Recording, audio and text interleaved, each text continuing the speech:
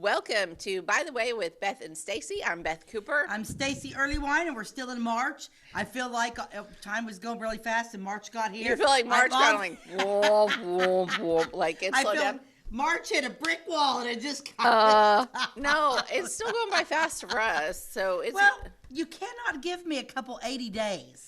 Oh, yeah, that was a hard one, wasn't it? That. So it was so warm. We had highs in like the 80s. And then all of the sudden, and I mean like all of a sudden, it was the biggest temperature drop in like 30 minutes that I can even remember in my entire lifetime. It was like, were you outside at that time? Well, I took Vixen out to use the bathroom outside with my, not with a coat on. And the next time I took her outside to go potty, I was like, where's my burqa?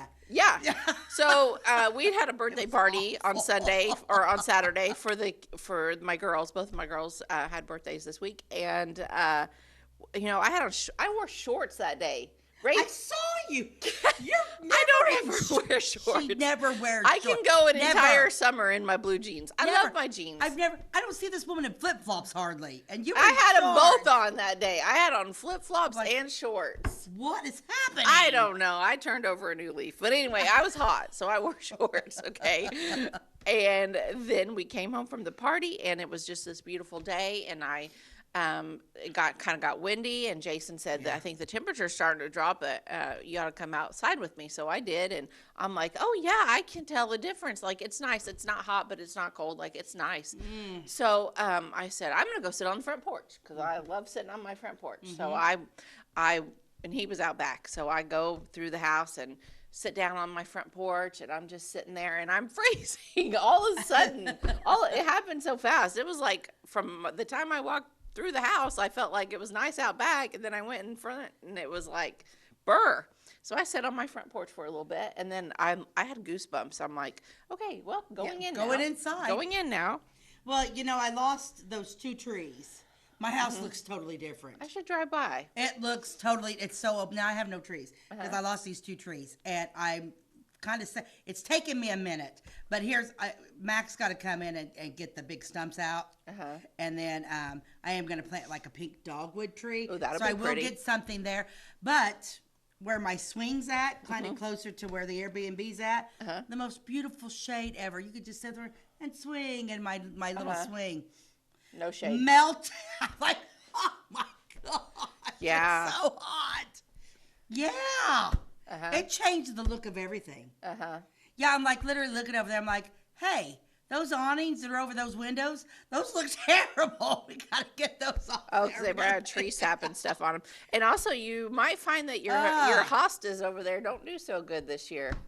Womp, womp. You might have to replant some of your landscaping. She always has a lot of shade on that side, and it's going to change. There is no. Yeah, you're going to have to. No, I'm going to have to do I bet all your hostas go. I bet they fry. I bet they fry too, and they're so big and so pretty.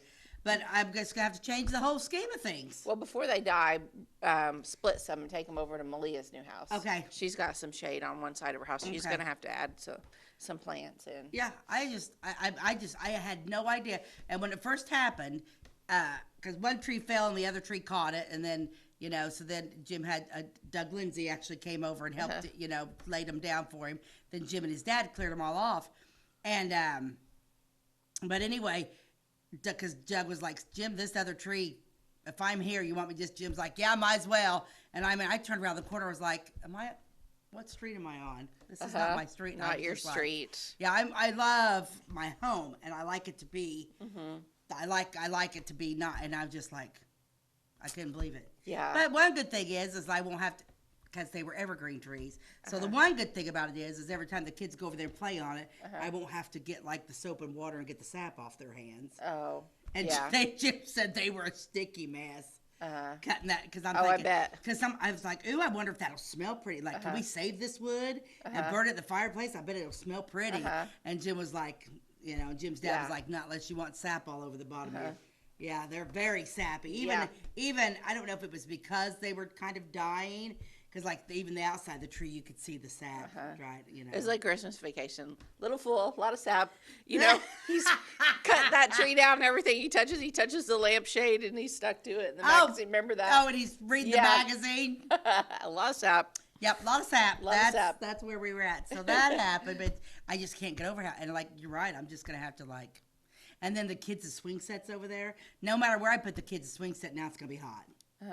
That's okay. They're kids. They're kids. They No, don't but even- I have push me, Yaya. Oh, I don't push anybody. Joey still push me. I'm like, this is how you pump your legs. Yeah, I've tried. Get going, girl. Yeah, I would have never. I don't think I ever pushed my children in a swing unless I took them to Kiwanis Park and put them in the when they were little. Yeah. But the boys. But when you've got little blue-eyed, blonde-haired JoJo, Yaya, please, Yaya. You're a good grandma. Oh yeah, grandmas are. Yeah, that's the way it goes. But Jim started filling up the pool a little bit. Good. My kids were asking on that 80-degree day. They were like, "Do you think Stacey's pool is open?" And I said, "Probably. They open it early." We open it early, yeah. And then someone else said, "Well, it'll be cold." I'm like, "She's got a heated pool." It's heated. It don't matter. Well, they'll be happy to know that. But he is filling up. It hasn't been opened yet. But he's got it. I think he's got everything hooked up, making sure because you want to always make sure everything's not leaking and that type of thing. Another week or two, you might have a yeah. pool full of kids. Who knows? But yeah, I wonder have you looked forward to what Easter is going to be? Jason said it's going to be nice. I don't always look at the weather, but he tells it to me. Yeah. And warm again. Like, so Easter Sunday, a high of 63, a low of 38. So that's actually good because maybe, I don't have all my candy's going to melt. But Thursday, it's going to be 85 again on Thursday. What Thursday? This coming Thursday, day after tomorrow. We're filming this on Tuesday. Oh my the day that this episode is airing right now is Thursday, and it is probably going to be 85 degrees outside. Yep. How can that be? It's just spring in Southern Illinois, and that's what you get. What is that? Like in the morning it's winter, in the afternoon it's spring, and then it's summer, and then it's back to fall, or I don't know how they do that. All 4 seasons in all one 4 day. Seasons. I feel that That's way. our specialty. I did get up and cleaned up.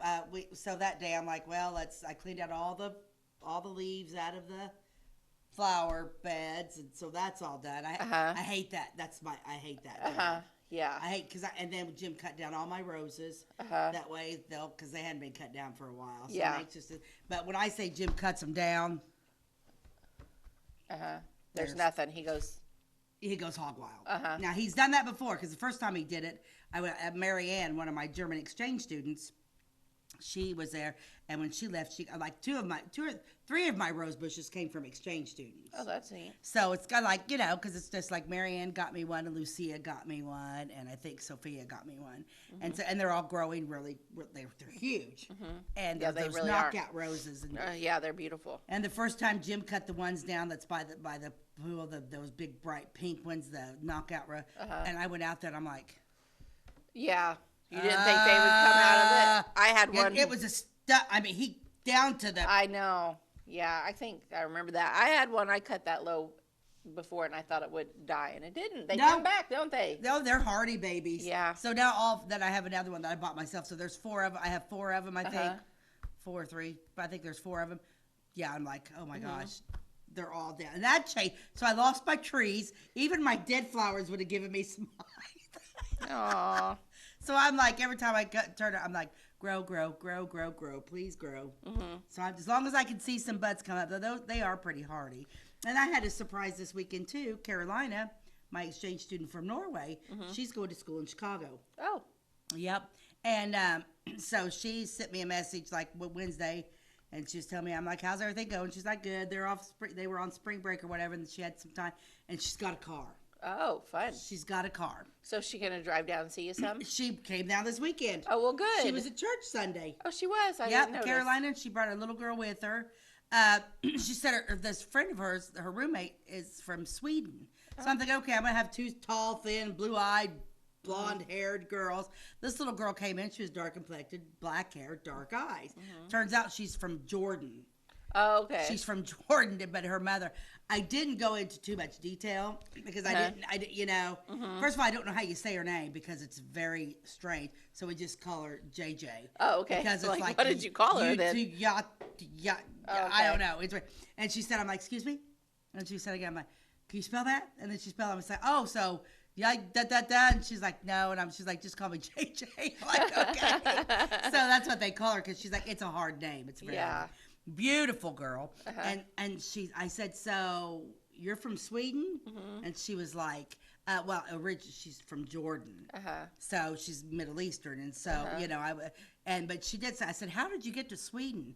And I'm wondering if they did not flee Jordan because she said my mom took me and my siblings and we moved to Sweden. Oh, okay. So I wonder if they didn't flee the Middle East because I'm like Saturday night I was like, hey girls, I said so you guys have dinner plans? Because I don't, when they come visit, I don't, they come because, they like to visit, but then they got friends they want to go visit. And she wanted to bring this friend down and show her all over Florida. Oh. Yeah, because these exchange students, they get obsessed with the town of Florida for some reason. Well, it is special. It's a special town. And so anyway, so they were, I said, hey girls, they were sitting on the back porch. I said, hey girls, I'm going to grill out some pork steak tonight. Do you have dinner plans? If not, I'm going to grill out some pork steaks. I want to cook for them. They're like, oh no, that's good. Sounds good. So I went back inside and get ready to go, and Carolina came in and said, Stacey. She doesn't eat pork. She said, JJ doesn't eat pork. Oh. I'm like, oh, does she eat chicken? And she's like, yes. And so she went back out there. She's like, yeah, she eats chicken. I said, okay, chicken it is. So so I think there must be some of that. I don't know if that's Muslim or what. Well, maybe. Or there's also me. I don't really eat pork either. Mm-hmm. I don't know if it and was. It's mainly I just don't like it. Yeah. I eat ham. Yeah, you don't like pork steak? I love pork steak. I would never in a million years eat a pork steak. Oh, it's my favorite thing grilled out. I would never eat a pork steak. I would never eat a pork chop. I don't like pork chop, but I like pork loin. I would never eat a pork loin. But you'll eat ham? I'll eat ham. I'll eat your ham. I don't like a lot of ham. I make a really good ham. She does make a good ham, and I think I almost ate all of it at the Madrigal. Yeah. No, it's a good... Yeah, your ham's good. I'm not a real big, because it makes me, I feel like it's salty, but yours is not. Yours is sweet. Mm-hmm. Yeah. I like it sweet. Okay, so I picked a polka dot dressed, because I love polka dot. Polka into spring. How cute is she? Isn't that adorable? I want to look like her. This is Avisco. It's, whoops, not you. I don't want that one yet. Jerry Gilden does it again in a special edition dress. Takes perennially fresh and flattering polka dot prints in something. I can't read it all. Okay. Why is my phone doing that? But yeah, basically it's a print. It is from Lord and Taylor. Lord and Taylor. I remember hearing about that store. We didn't have one around here. Yeah. And this is American something from New York. Did you ever read Are You There, God? It's Me, Margaret. I think they shopped at Look at how cute her shoes are. They match. Mm-hmm. So you guys probably can't see this, but it's white with green polka dots. Her belt is like green and blue. And then the shoes are like that real pretty turquoise. Isn't that adorable? Super cute. He's cute too with his little hat. Oh, yes, his hat matches her belt. Polka into spring. What were you talking about? Lord and Taylor. We don't have one around here. You said something about a movie.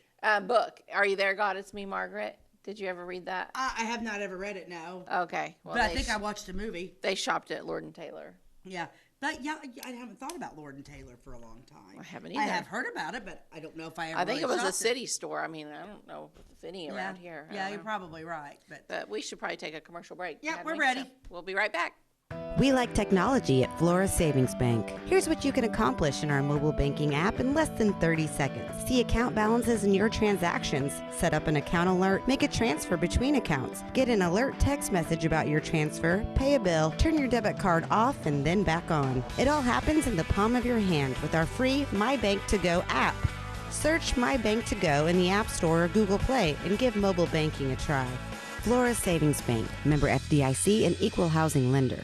My name is Robin Stanford. I own Stanford Marketing. It's a promotional products business along with an embroidery business. And we do custom hats, t-shirts, anything, you name it, we can make it. People like that we do stuff in-house and we can actually make things here and that we're not contracting the work out to other places. We never say no. We always try to find a way to do it. If anybody can do it, we can do it. We are hardworking women, that is for sure. Come to Stanford Marketing in Flora for all your custom and promotional needs. Goldfinger, trying to destroy the courthouse, I see.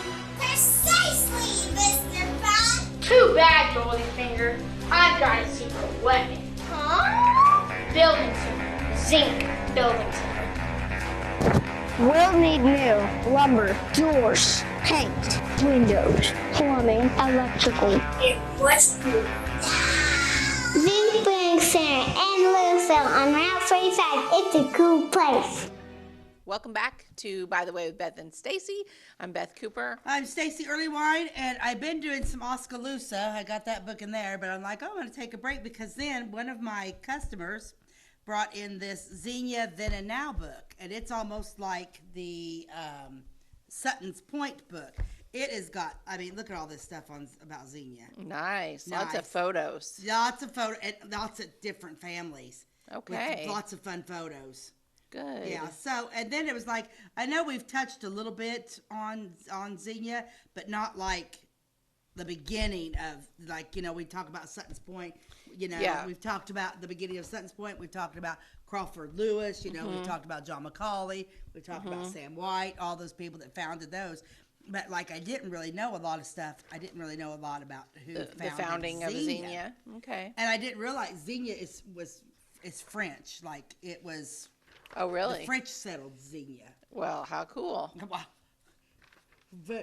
Say something in French. Voulez-vous coucher avec... No, wrong song. No, See you, lady marmalade. Yeah. Voulez-vous coucher avec soir? That's fine. I don't know if I know any other French. I don't either. Croissant? Croissant. I also like French fries. And I like French dressing. Oh, shoot. But yeah, so I thought, well, so I read some of this, and I'm like, I kind of like this, you know. I said, this is different, so I'm going to switch over for a little bit. Okay. The arrival of the Toda, French. Many Indian tribes in this area spoke what is commonly referred to as the Shawnee tongue. Okay. When English Americans first appeared in Kentucky, they were called the Chamonix. However, the French were first, and they were called the Tota. Okay. The Shawnee name for God was Wishamitu. Let's read that. Wishaminitu. Or Good Spirit. I'll go with Good Spirit. I'll say Good Spirit. This was not the Great Spirit. His name was Monito. I think actually the Shawnee had two gods, or perhaps they are comparable to God and his son. However, just like people today, some were very religious and others were not. Huh. As stated before, the French, Tota, were the first to penetrate the area with some settlement in the as early as 1675. By 1700, they were all established at Vincennes and Kaskaskia, and soon forts were built on the rivers. The French adapted well to the wilderness and soon became good commercial trappers and hunters. The local Indians soon transformed into an entirely different lifestyle by the obtaining of firearms and the horse. More modern steel tools were available, and the Illinois Indians got along fairly well with the Tota. In 1753, a war erupted between French and England, which was to last until 1763. This war was a struggle for control of North America. The Indians became involved and fought mostly for the French. Who lost the war? Did the French ever win?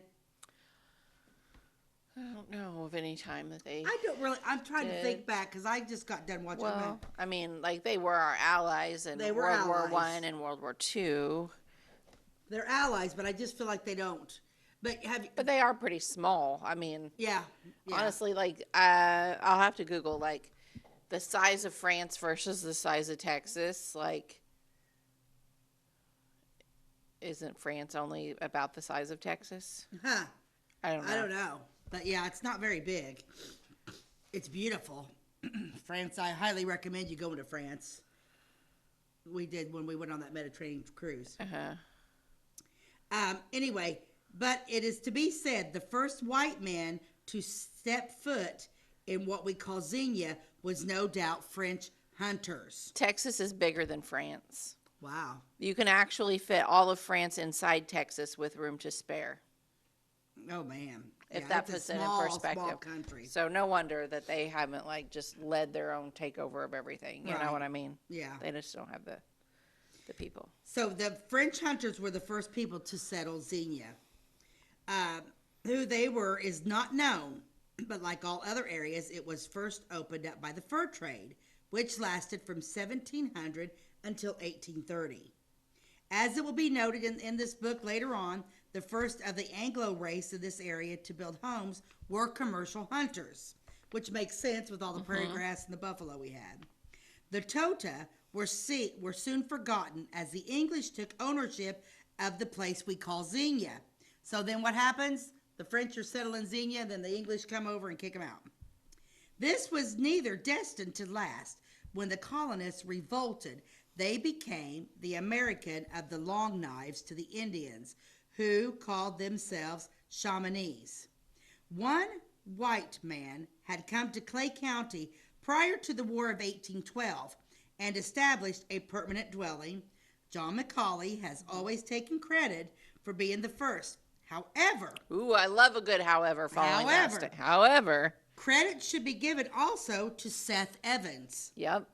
as the two men were together in 1810 when they arrived, with Evans working for Macaulay.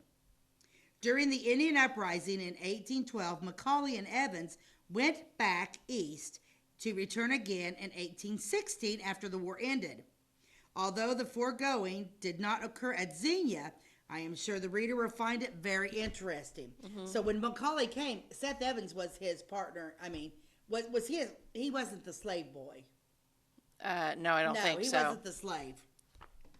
But he came with him, so it's like, I have a feeling John Macaulay was probably pretty narcissistic. A man who was a neighbor to John Macaulay in 1817 has left us a fine account called Pioneer Life in Illinois by Benjamin Goebel. So we know Benjamin Goebel was the son of the Goebel. I can't think, his first name escapes me. Was it William Goebel? Benjamin Goebel was Goebel's son, who actually, there's kind of a difference between Goebel was the first person in Louisville, but Crawford Lewis got the credit for the first person in Louisville, who is Louisville's named after. But Crawford Lewis's last name is actually spelled Lewis, but when they did Louisville, somebody got the wrong spelling of Louisville. Benjamin Goebel, okay, George, and it's George. Benjamin Goebel was born in Fort Compton, which stood near the present site of Carmi. On October 17, 1813, his parents were George and Nancy Arnold Goebel. These few families had not left during the War of 1812, but chose to stick it out. Okay, I want to interrupt you for a second Go because ahead. that name Seth Evans, it just suddenly dawned on me why I knew that name, because I know we've talked about him before, but every time it comes up, I'm like, wait, what? It's because this is my family tree on Ancestry, and guess who's right there? Seth Evans. You're related to Seth Evans? Yes, he's my. Let me count back how far back he is. Let's see. This is great. I think he's my 4 times great grandfather. Cool.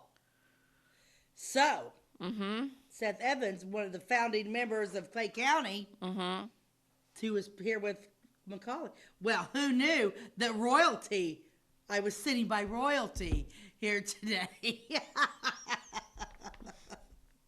My family would have been the family that they would have tried to kick out, I'm pretty sure. I don't know about that. The Indians were definitely on the warpath in southern Illinois, with some skirmishes taking place in Clay County near this period of time. And this is I'm reading this is by Harley Bonham. And Harley makes a statement. I would like to make a few quotations from Goebel's journal. In the fall of 1814, my parents, with my uncle Jacob Arnold, moved into a block house about 4 miles from the fort. It had been built by government troops who had evacuated. While living here, a band of Indians passed down the Bend Pass Creek. Pass Creek. That sounds very French. Bon Pass. Bon Pass Creek. Bon yeah. Pass. Bon Pass. You probably got to get some in there. Bon Pass. Like spit on somebody. Yeah. Within 3/4 of a mile of our home, and captured 3 families.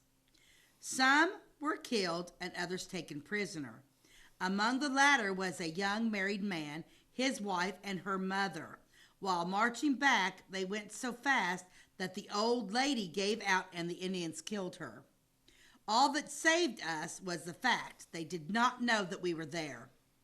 While living here, my father killed 11 panthers, one of which measured 9 feet from tip to tip. We're talking, this is that fort that in Carmi.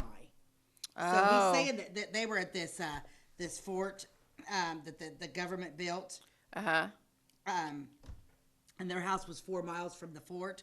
And he just literally said his father killed 11 panthers. That's just right. I mean, so maybe we just have some leftover panthers from here. People always that's there used cougars, to be a lot right? Cougars and panthers are the same thing. Yeah. And again, in another home nearby, 2 little boys were sent out to bring in some wood. The Indians came up upon them and they were killed and scalped. A Frenchman and another man were sitting on a log one day when they were fired upon by 6 Indians. The first volley killed the other man, and in turn, the Frenchman killed 1 Indian and was clubbing another with his rifle when he too was killed and his heart cut out. Oh my gosh. So the Indians were pretty brutal. They were brutal. Soon after the war, there was a man by the name of Tom Sevens who was in a grocery in Vincennes one night. There were no stoves, but a fireplace was being used with a good blaze. Among those present was an Indian who was drunk enough to boast of his exploits during the war. He showed his tomahawk with 7 notches in the handle, showing the number of whites that he had killed. He said the sweetest... Oh. Okay, I'm not going to read that. Basically, he was a cannibal. Oh. This so enraged Sevens that he said, "Yes, and I'll roast you." So the Indian is talking about... I'll let you read it in a minute. Okay. But the Indian was a cannibal, and he was telling this. He was drunk and telling it to a white man in a grocery store in Vincennes. Oh, my. Whereupon he picked the Indian up and hurled him into the fire and would have executed his threats if others had not interfered. So these 2 men get into a big fight, and he kills the Indian. I heard Mr. Sevens tell this story after I was 12 years old. This writer realizes that these are not good lines to dwell upon, but they truly reflect the hardships encountered by our forefathers. See, I can't even imagine when we living, I mean, and I say that all the time every time I read this stuff, but yeah, those Indians, just 2 little boys were just out and they were killed and scalped, and then they killed a woman, and yeah, it's kind of terrifying. Yeah. Definitely. Who are you looking for now? I was looking up that Seth Evans to see where he was buried. He's buried at Clay City. Really? Mm-hmm. We should go check out his grave sometime. Let's go check him out. He has a really nice stone. Well, that makes sense because Macaulay's buried on his own land. So I wonder if that's Seth This Evans is one of the first Foster ones. Hill. I'll send these pictures to Ty. We'll share those. Yeah, because we're going to take a commercial break, and when we get back, we'll look at those pictures. Okay. At Clay City Banking Company, we're all on the same team, regardless of zip code. At home, work, school, or across the country, you can be part of our team with our cutting-edge mobile banking products. From your hand, you can check balances, transfer money, make deposits, and pay bills. Looking for a loan? We've got you covered with our mortgage, agriculture, commercial, and consumer loans. Join our team today. Clay City, Flora, Louisville, and Fairfield Banking Companies. We're the hometown banks, member FDIC, and equal housing lender. Since 2004, Ed Lewis Trucking has been moving America forward. Family-owned and built on values that matter. Reliability, hard work, and service you can count on. From dry van freight to dump and hopper bottoms, plus top-tier truck maintenance in their state-of-the-art shop that's open to all truckers, not just their own fleet. They're growing stronger, expanding with their recent acquisition of McKinney Trucking, but never losing sight of what drives them. It's Ed Lewis Trucking, family-driven, service-proven. Call Ed Lewis Trucking at 618-686-3555. Tomorrow, Some fear the uncertainty it brings. Some trust the promise it holds. At Grinnell Mutual, we are always looking forward to tomorrow, growing and innovating. So even if the plans you have for the future aren't the same as the plans the future holds for you, you can be ready. Because we'll be ready, like we have been for over 100 years. Trust in that. Trust in tomorrow. Talk to your mutual agent today. Your local agent is on the square. Louisville, Clay County, Farmers Mutual Insurance. Welcome back to By the Way with Beth and Stacey. I'm Beth Cooper. I'm Stacey Earlywine, and we're talking about the arrival of the French in Xenia and having some serious business with the Indians that were there. And what year are we at about? We are in the early 1800s. Okay, Seth Evans was born in 1800. I wanted to verify that we were the same Seth Evans. Yeah. Yeah, he was born in 1800 and he died in 1874 at the age of 74. So he lived a long life. Mm-hmm. Yeah, because where was I? Yeah, always John McCauley. Are you sure? I mean, are you sure Seth Evans wasn't the young man that he had as his slave? It could be. Well, let's go back to that in our Macaulay episode. Let's go back, because the two men were together in 1810 when they arrived. He brought a young boy with him. That is right. What if that's him? I bet that's... Do I get paid repercussions or something? I think you should get reparations. Reparations, yeah. There we go. My ancestor was a slave. Because remember when A Macaulay white one. came, it was with What a little happened boy. No wonder you don't like Macaulay so much. He had The slave boy was my So for those who haven't watched the other episodes, I have never liked Macaulay. Every time we talk about him, I'm like, he owned slaves. I do not like him. He's a bad guy, and I don't care that he founded our county. Like, he's a bad dude. And then now it is all coming together. Yeah, that The makes slave sense. boy was the my slave boy was your great grandfather. Macaulay.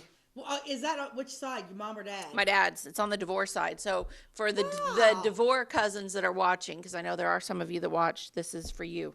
This would be it would be your great. Well, we're great, talking great, about Seth. We'll grandfather see too. if he's got those. Yeah, I pictures sent up. him some pictures of Seth Evans's gravestone. So that is in Clay City at Foster Hill Cemetery. The big tall one, I guess, is more Where's like Foster Hill? Well, you're the Clay City girl. Well, because I don't Clay know. City Cemetery is not called Foster Hill, but that's over in Clay City. So we got to find that. Are you sure the Clay City Cemetery doesn't have two names? No. Foster Hill? No? Okay.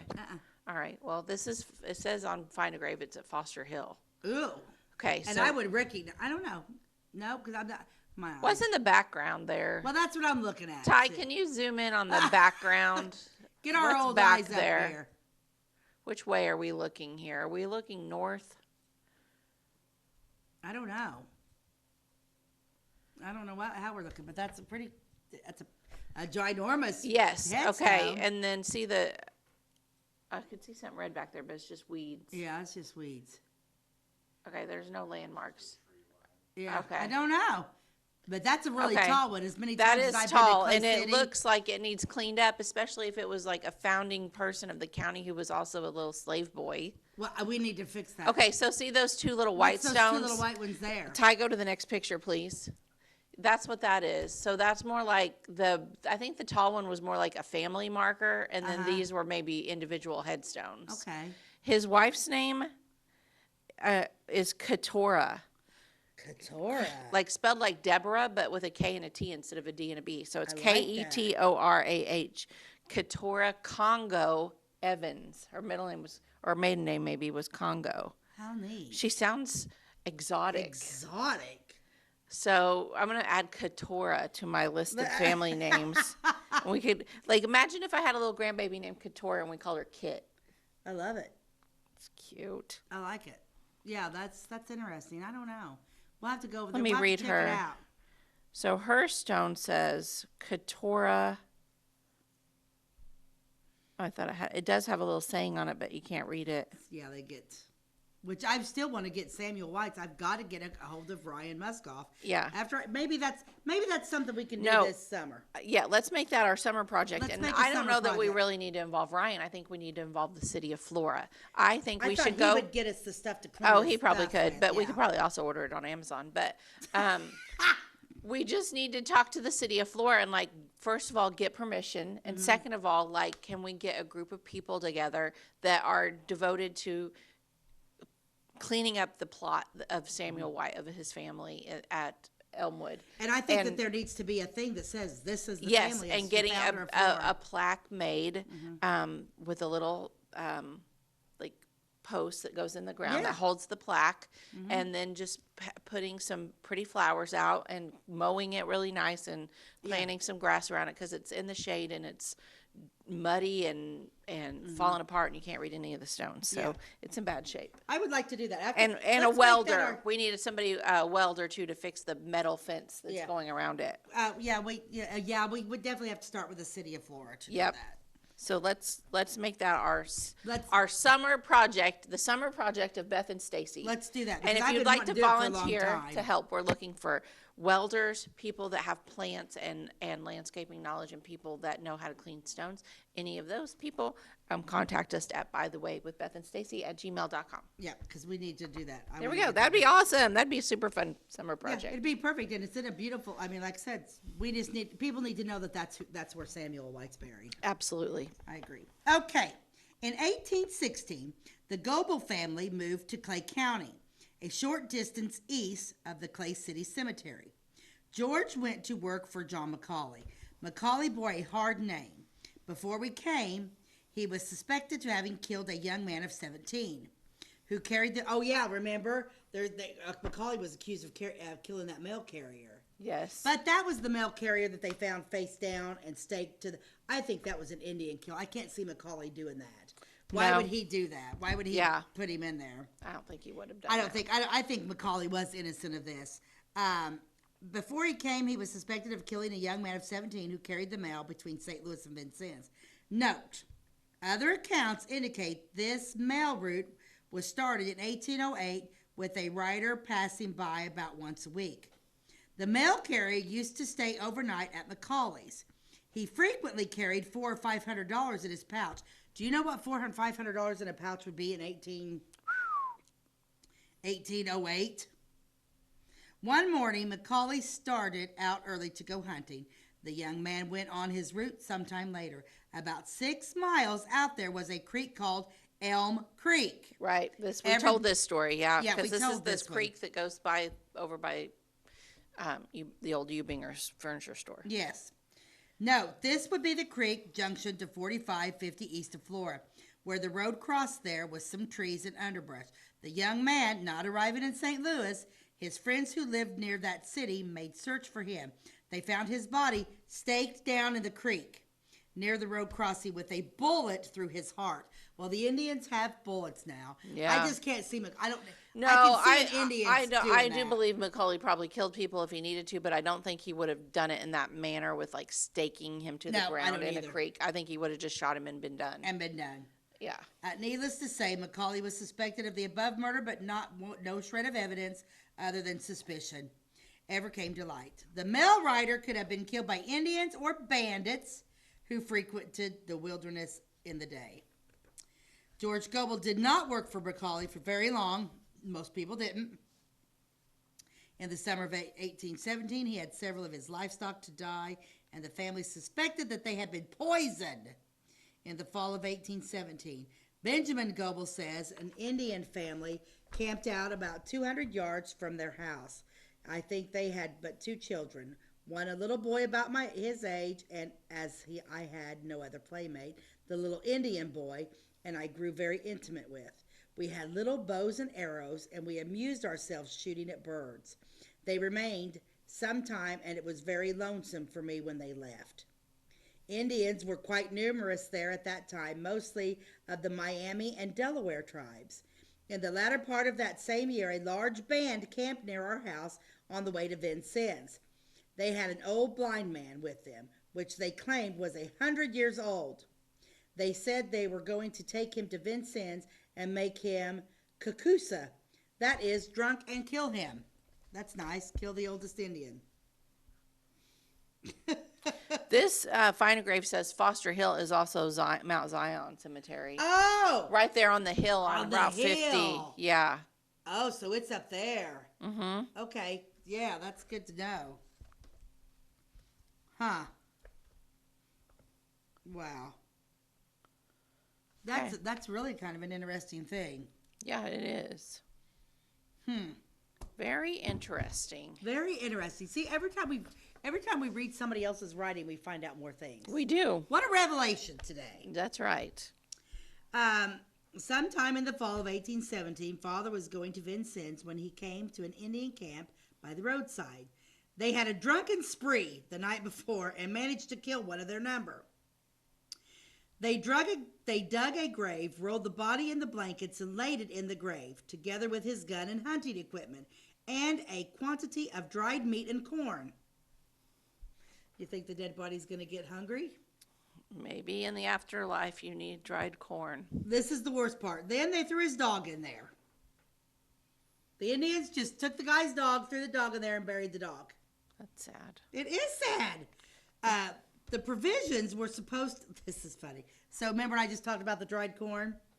The provisions were supposed to last the deceased until he reached the happy hunting grounds. Eat corn until you get to the hunting grounds. I don't know. If you wanted to bury me with some of your Amish corn, I wouldn't object. Like, if I need food in the afterlife, I want her corn recipe. It's amazing. I gave it to Malia. Yeah, she loved it. So we had a funeral dinner at church this past week, and I had her bring the corn. Oh, yeah. It was so good. Anyway, I sent the leftovers home with Malia. Mm-hmm. It's good corn. It is good. It is fantastic. Mother had occasion to go to the smokehouse 25 feet from the dwelling. It being after dark, I carried a candle. When about to enter the half-open door, the candle was blown out, apparently by a puff of air. I returned to the house to relight it. When someone in the smokehouse made a noise to frighten Mother away, just then a Negro man pushed her aside and ran. Father was nearby but could do nothing in the darkness except sick the dogs on him. The thief had a sack of flour and a ham ready to carry off, but got neither. The fellow was an escaped slave from Missouri. That same night, he managed to steal a lot of provisions from a camp of surveyors, some 2 miles from our home. That's so super sad. He was just hungry. He was hungry.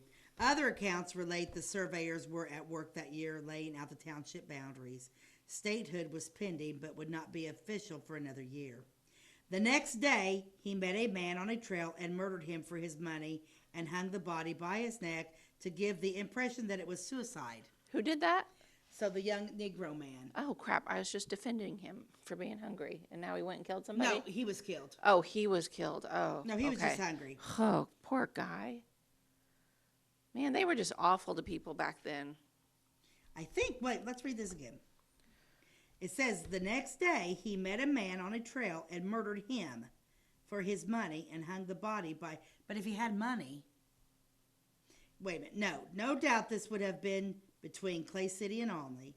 The Negro took refuge in the cabin of another Negro. So he's the one that killed him. He was the one that killed him. So the Negro man met another man on the road, and then he had money on him, so he robbed him. But then in order to protect himself from getting caught for robbery, he hung the man to make it look like suicide. Yeah. So, yes, so the Negro took refuge in another cabin of another Negro. The pursuers ordered him to come out or they would burn him out. The murdered seized a shovelful of coals from the fireplace and rushed out the door, throwing them at the men who were waiting. He had not ran far when a bullet cut him down and ended his career. I'd say so. Well, that's terrible that he turned violent, but honestly, like in those circumstances, you can't even imagine like what those slaves had been through. Just really going on about all the Indian awful stories from all over Clay County. I know it. Well, we're going to take another break and we'll come back and read some more of these. Briscoe Surplus Sales on the northeast edge of Flora is your one-stop do-it-all shop. Looking for rugged boots and footwear from great brands like Lacrosse, Rocky, and Carolina? They're there. How about top-notch small engine parts and service? Briscoe Surplus Sales has it. Whether you're wiring your switches or switching your wiring, Briscoe Surplus Sales has the solution and the know-how to help you get the job done right the first time. Briscoe Surplus Sales, your one-stop do-it-all shop. This is Christy, inviting you to wrap yourself in lasting luxury at Carnaby Square. We specialize in one-on-one customer service, high quality, head-turning, on-trend fashions, footwear, accessories, and a complete line of Brighton leather goods and jewelry. If you want to nix fast fashion and invest in a true-to-size, ethically manufactured wardrobe that you'll wear for years, it's time to treat yourself at Carnaby Square in downtown Fairfield. At Clay County Hospital, we are dedicated to providing quality care for you and your family. Our skilled medical team is committed to your well-being, ensuring that you receive the personalized attention you deserve. From filling your prescriptions at our state-of-the-art pharmacy to a visit with our compassionate behavioral health providers, we're here to support you every step of the way in your journey. Experience the difference at Clay County Hospital, where your health is our priority. Clay County Hospital, complete care, start to finish. Welcome back to By the Way with Beth and Stacey. I'm Beth Cooper. I'm Stacey Earlywine, and we're talking about all these interesting stories. They're the writings of Benjamin Goebel. He was the son of George Goebel from Louisville, one of the first to arrive in Louisville. And this young man was a great writer. And he's friends with, he's growing up in this time where everything's crazy and Indians and whites are not getting along, and the Indians are taking out their frustrations on the white people. But he had that one little Indian friend. So, yeah, I really like the way Benjamin Goebel. And murders and all kinds of violence going on in Clay County. Yeah, it's crazy. And it just like when I read through these, there's just like so many different areas that we all pass through, like Elm Creek. Elm Creek. And just all sorts of. Well, how awesome is it that we had him that could record all of this? So many other counties probably also had things and maybe no one recorded it. Yeah. This is really good stuff here. It is good stuff. For several years, the Indians continued to live in our area with the whites that arrived early until at least near the 1830s. No doubt the lifestyle of both races improved somewhat as a result of the relationships which were shared.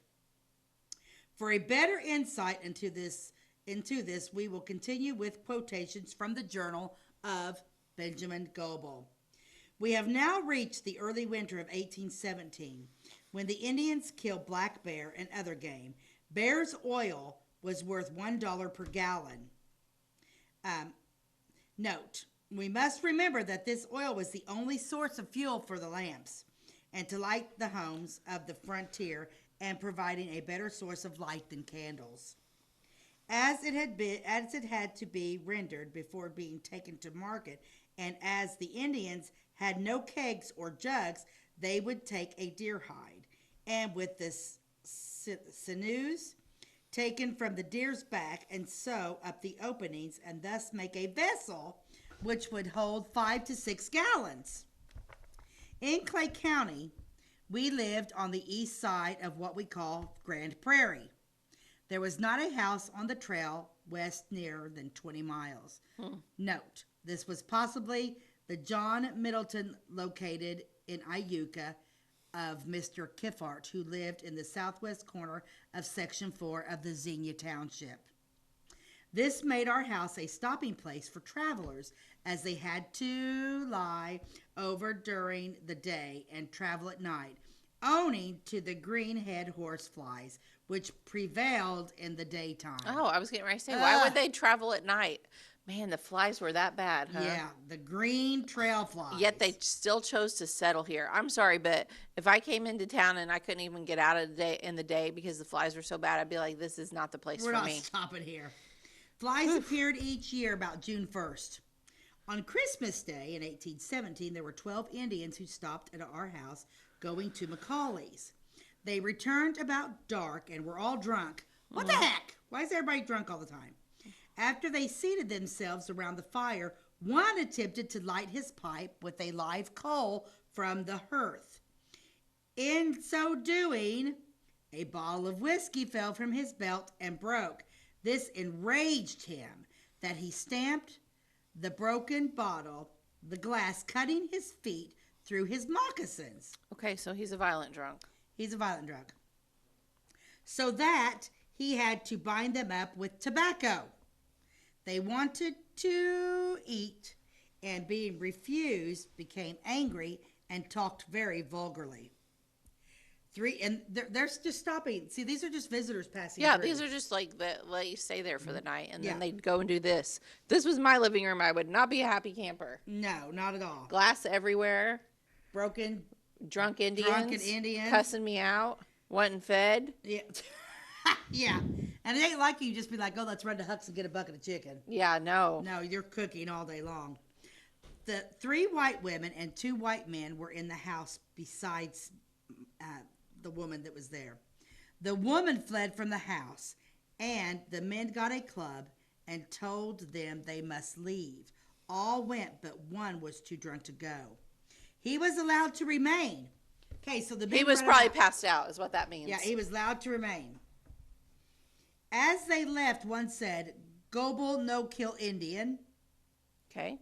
He repeated it again, and Father promised that he would not kill him. So they're at George Goble's house. Okay. And this is Benjamin. This is account of Benjamin.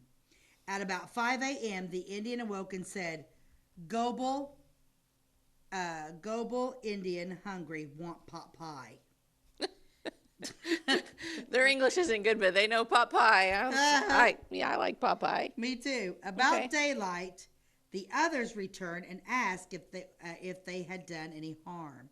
They were told that no harm was done, and they seemed pleased.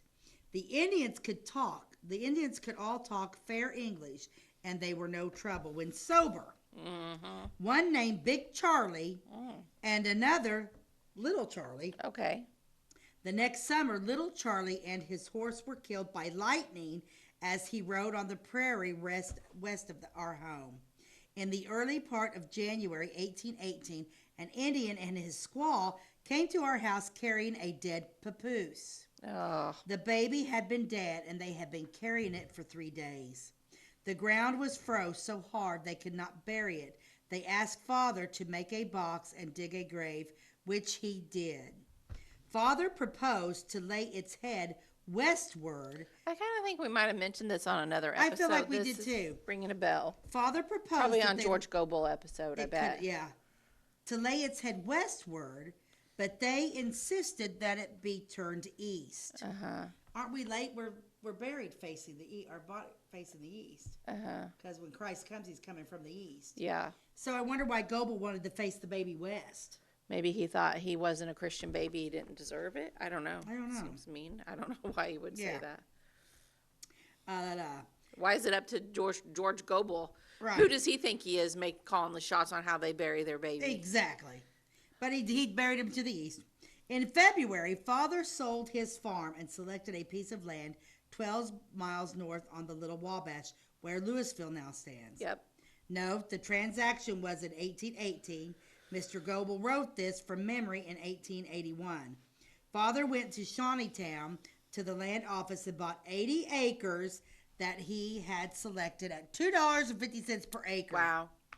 In March, I went with my father until Dean and Isaac Bateman went upon this tract to build a cabin.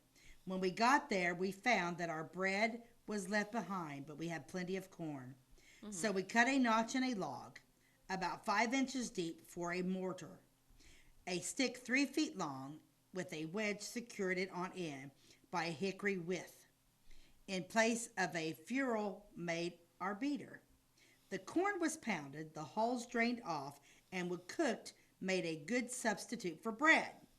About the 1st of April, the 2 families moved into that cabin. Wow. 2 families, 1 cabin.